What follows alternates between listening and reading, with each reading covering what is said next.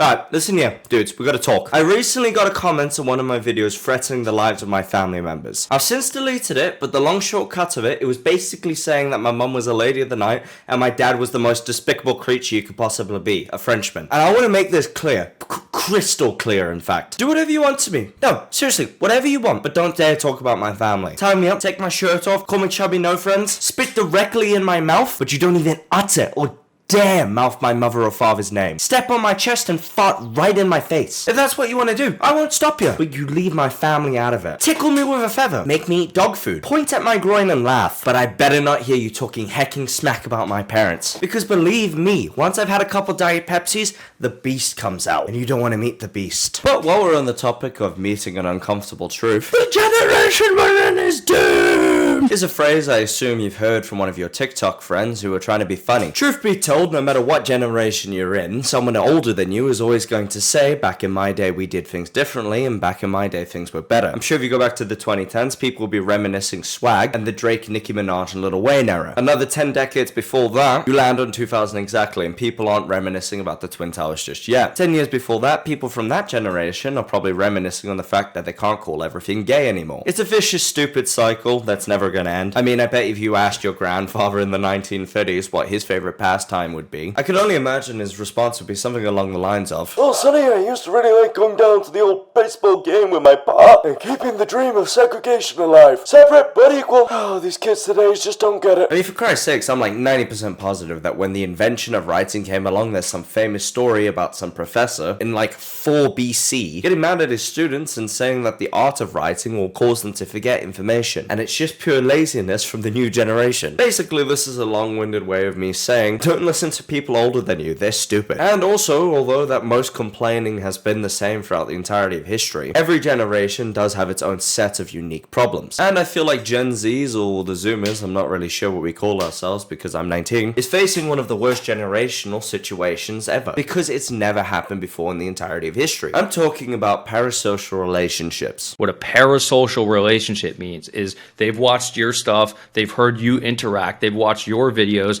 they form a relationship with you, you don't even know they exist. And more specifically, Twitch parasocial relationships. What spurred this little rant of mine on is I came across a clip that actually sent shivers down my spine. It made me so uncomfortable that the only way I can describe it without throwing up is to show you the video itself. Now, I am going to blur out the guy's face and deepen his voice, but it's not really going to do much, because let's just be truthful about it, if you really want to find the guy, it's going to take you 2 seconds. I'm gonna shut up now, just watch the video. But I met a girl who's a streamer. I went up to her, I hugged her, and I came in my pants. Hug her. I think you need to get laid a little more often. Exactly. Yeah, obviously. Was she hot though? Was she like super duper duper hot? Yeah. Like, I mean, it's forgivable if she was super duper duper hot.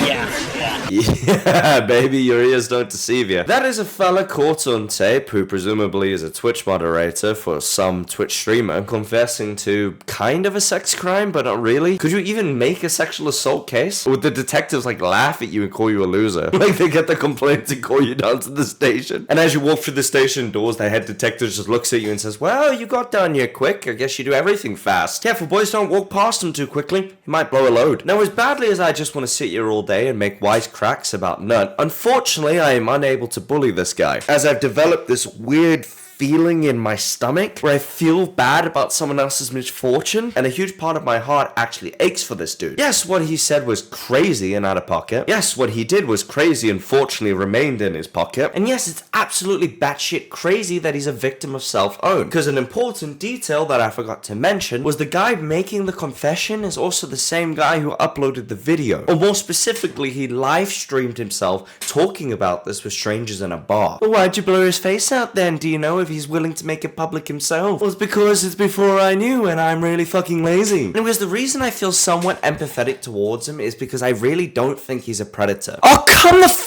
on, dude. Literally the one time I try and be nice to someone, they turn out just to be straight up sexual predators. God, I'm really the biggest victim in all of this. So it turns out the guy who made this confession is by the name of Dallas Gallery, and he has literally, since this video came out, in an interview, said this is not the first time it's happened and went as far as to name names. I was gonna rant about the weird social paradoxes people have, but now I want to rant more about the fact that people are just so willing to splurge stuff online. Like, the craziest thing about the rise in live streaming culture is people are just willing to say whatever's on their mind or just confess crimes because they're stalling to fill time. You know, unlike a YouTube video, which was like my main source of watching stuff as a kid, when I would watch, say, Smosh, for example, I would have a look at the video and know it as an entertainment package. There is no such thing as a live interaction when you're watching a YouTube video. Like, in the back end of your monkey brain, you know that this is a performance that entertainers are putting on. Like, every time it buffers,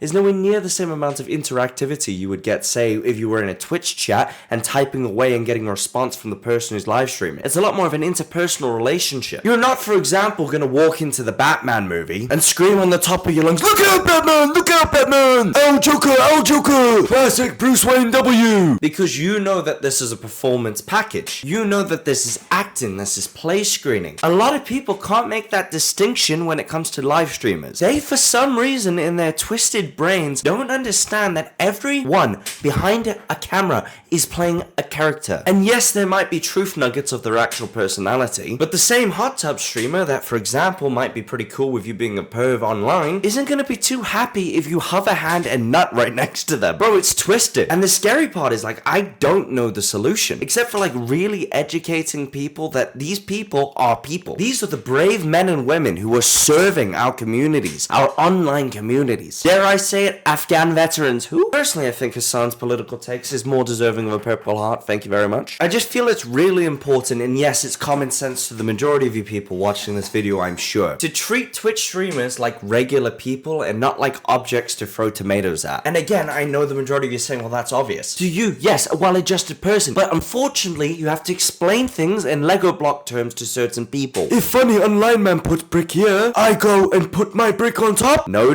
Gunter. That's funny online man's brick. Remember, he's a person. How would you feel if funny online man put his brick on top of yours? Not good. Exactly, sweetie. Here's your iPad. Okay, I'll go eat some Oreos and harass minorities online. Look, if nothing else that you take away from what I've said today, this is a relatively new space that we have entered. I don't even think there's a moment in history that's comparable to now, where you can have live friendship simulators and interactions with someone across the world who you're paying to be your mate. And to be fair, it attracts some people with the wrong kind of psychology, who think by donating to a streamer they can treat them however they want, and or by watching their content. But bro, the important thing to remember is you are a faceless stranger to them, even if you are their Twitch moderator. If I was, for example, this woman that you nutted in your pants next to, I would be mortified that you can't just act like a decent human being for 2 seconds while we meet. Oh, I'm gonna stop right there. I felt like a male feminist spirit coming through me. Oh god, no, it's too late.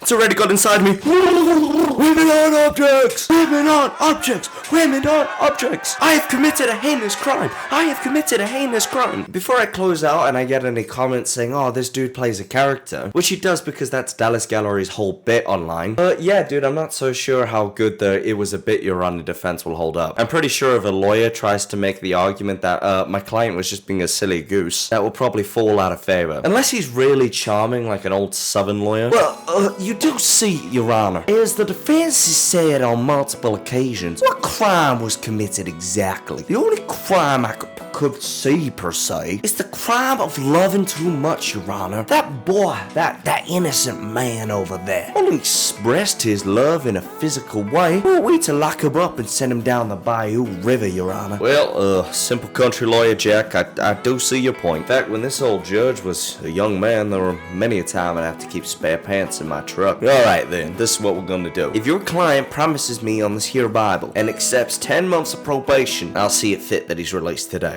Well, thank you, Your Honor. That is really well appreciated. No, you made a good argument, Jack. Mrs. de Blasier, please hand the paperwork over to the fine gentleman sat in the row. Sir, are you okay? It appears my client has busted a nut, Your Honor. That is all I have to say on the matter, guys. If you would be so kind as to do this simple country lawyer a favor of legally subscribing, I might be so mighty kind as to not use the N-word as much. I said as much, no promises. I'll see you later, guys. Bye-bye.